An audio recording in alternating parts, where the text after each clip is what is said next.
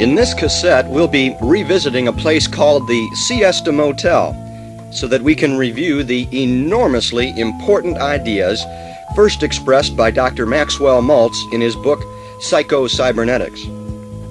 You may already be familiar with our previous recordings of the Siesta Motel, but regardless, I urge you to listen again to this updated presentation. Dr. Maltz's ideas are so important that they deserve repetition.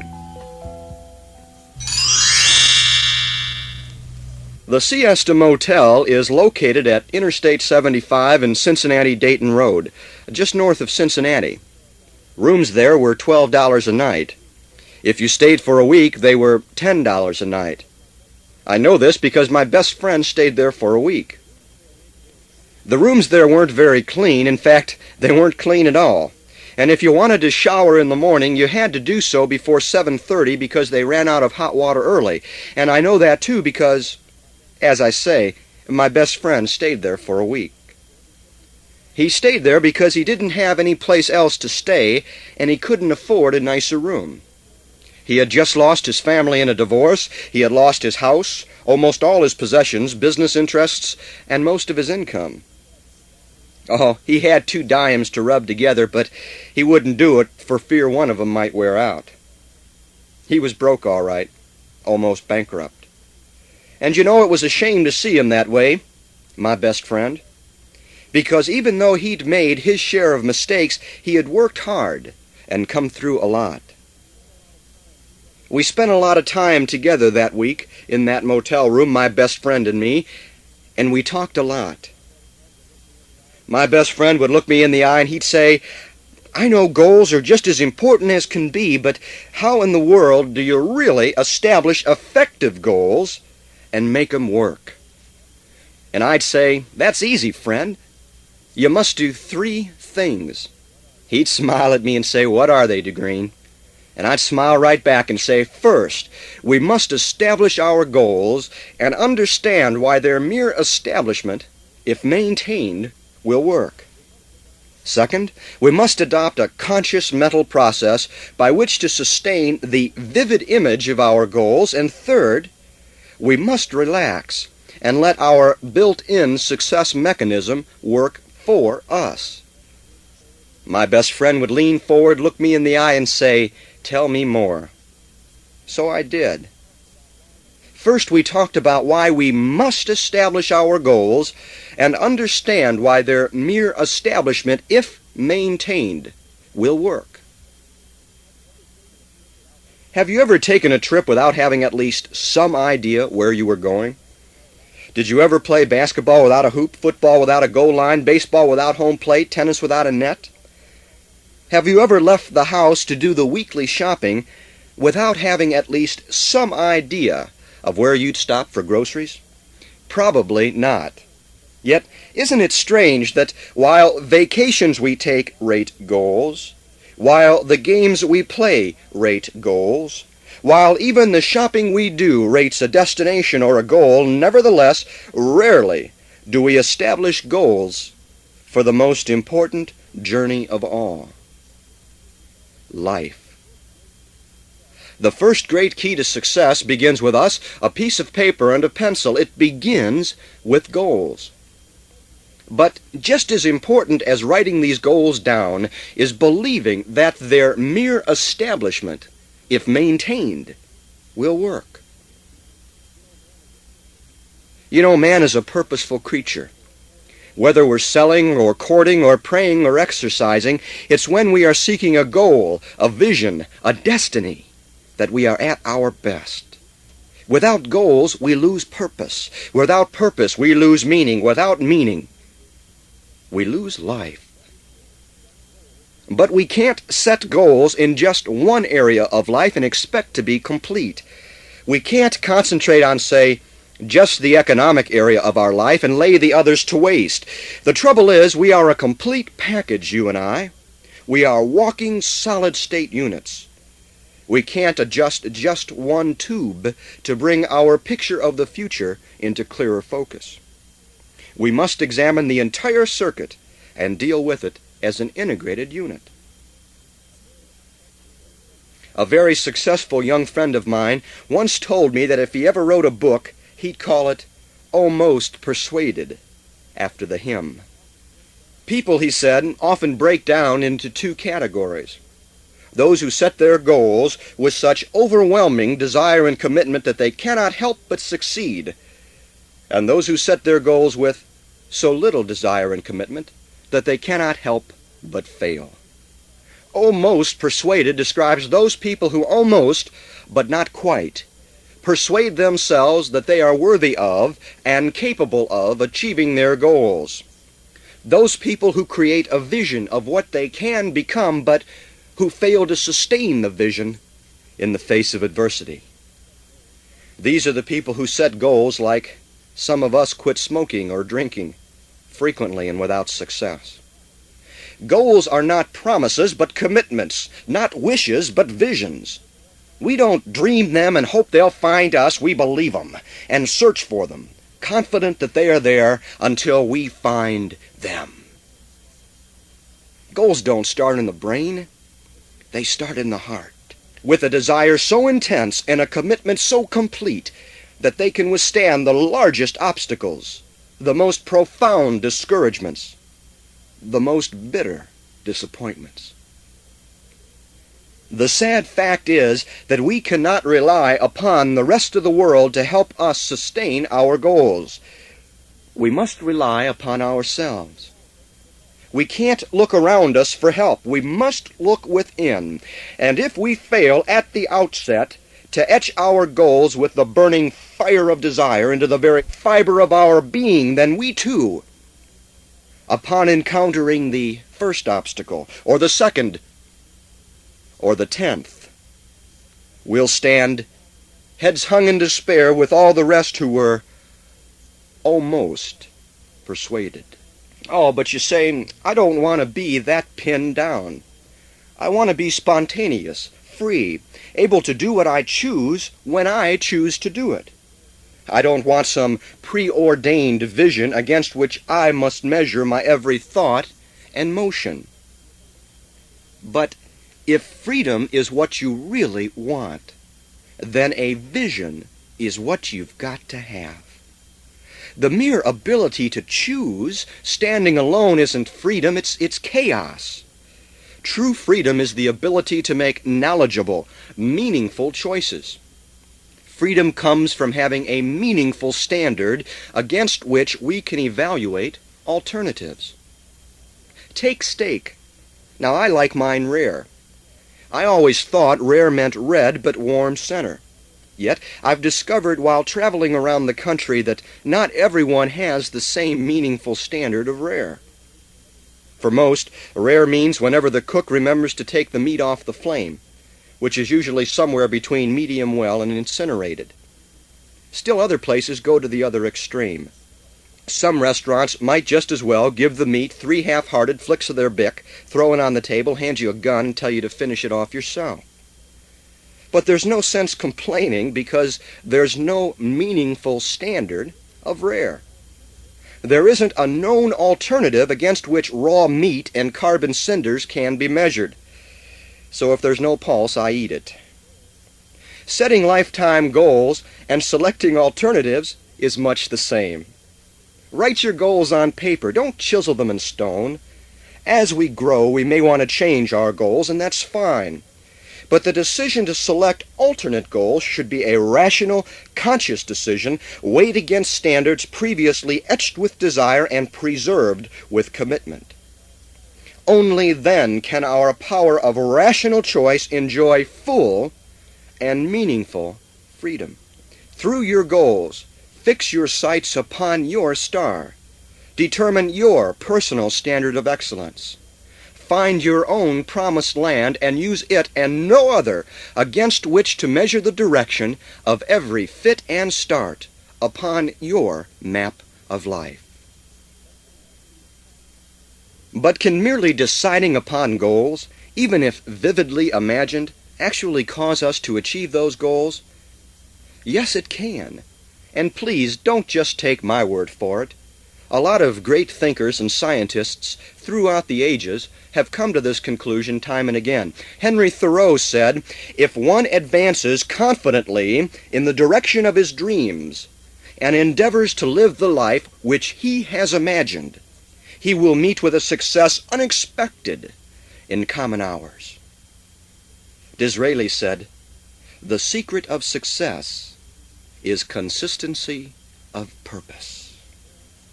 Yes, a goal consciously set, honestly arrived at, and to which we are thoroughly committed will be obtained because we are what we decide to be. Nothing more, nothing less. In his book, Psycho-Cybernetics, Dr. Maxwell Maltz explained that no matter how hard we try or concentrate, we can never feel or behave or achieve in any manner whatsoever that is inconsistent with our own self-image.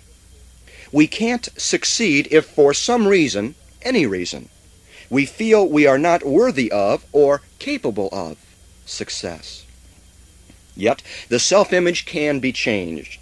Dr. Maltz recited example after example of how we can control our own self-image and succeed thereby.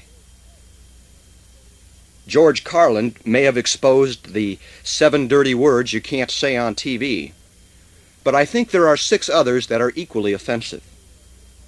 What does your child say when he brings home a bad grade in math? What do we say when we overeat or overdrink? What do you say, men, when you forget your anniversary and your wife is about to kill you? What do you say, ladies, when your husband complains about your cooking and you're about to kill him again? What do we all say whenever we need a convenient excuse about ourselves? Look out, here they come. That's just the way I am. Baloney! Replace those 6 with these 7. We are what we decide to be. That even rhymes. Each of us has our own built-in success mechanism, similar to the instinct mechanism which controls the preservation of other species. But ours is far more creative and imaginative than the instincts of other species, for only we can create and dream and imagine future accomplishments and conditions which as yet don't exist. But our goal-striving success mechanism, sitting there between our ears on idle, can't get us from where we are to where we're going until we tell it where we're going. It's much like the young man who spent days and days climbing the steep mountain in bitter cold that he might reach the wise old sage and discover the meaning of life. Finally arriving at the sage's cave, he fell to his knees before the wise old man and said, "Tell me, old great sage, what is the answer?" The old man looked at him and said, "What the hell's the question?" By the same token, a man without a goal can't ask his brain, "Am I going to get there?" His brain's going to say, "Where are we going?" Before the automatic goal-striving mechanism with which we are endowed can work, it's got to have a target or a goal to work toward.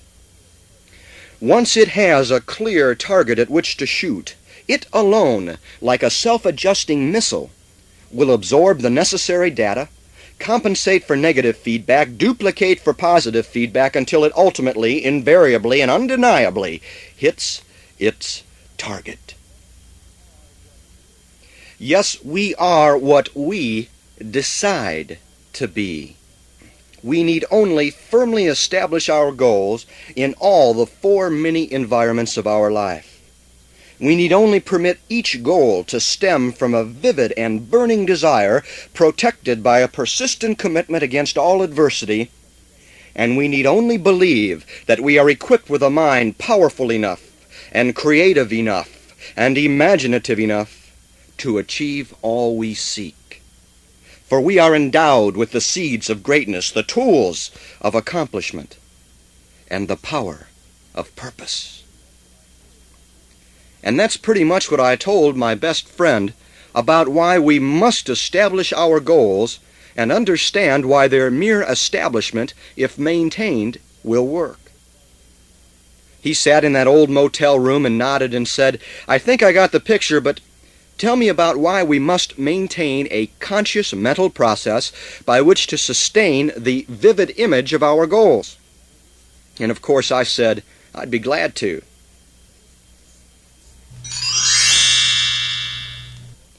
Once upon a time in the land of yore, a young man said, "Hey, I want more. Today I'll leave this old shack, and with my fortune I'll come back. Across the valley, yes, I know, there awaits a pot of gold. Like an arrow I will make, straight to the gold I will take." But as the boy proceeded down the valley, there jumped all around Niops from behind each tree. And each one said, "Hey, listen to me." Some said, "Change your course, young man, the gold's not here, but in the glen." Others said, "There is no gold. You'll search and search till you grow old." The young man thought, the Niops know because the valley is their home. If change course they suggest, I will abide and do my best, and if they say no gold there is, who am I to challenge this? Besides, with the advice they say, now I'm lost, so I'll make my way back home again, and there I'll stay. For the Niops behind each tree say, there'll never be gold for me. It's get tough time, folks. It's time to consider just how tough it is to sustain that positive mental image, that vivid dream, that goal, in the face of all the negative influences and people around us. You know, the world is filled with Niops, and they're out there waiting for you. Like the man said, just because you're paranoid doesn't mean someone's not out to get you. They're out there all right, lurking in your home, in your TV set, in your newspaper, at the office, at your church, across the street. What's a Niop? It's Zig Ziglar's phrase for the negative influence of other people. And they are out to get you. Oh, they've got advice to give, and they are dying to give it. Just ask them. They'll tell you why what you're doing can't work. They'll spend all day with you on that happy subject. Or turn on the TV and get some really good news. Find out which ambassador was kidnapped and which plane was hijacked today. Or pick up the local newspaper.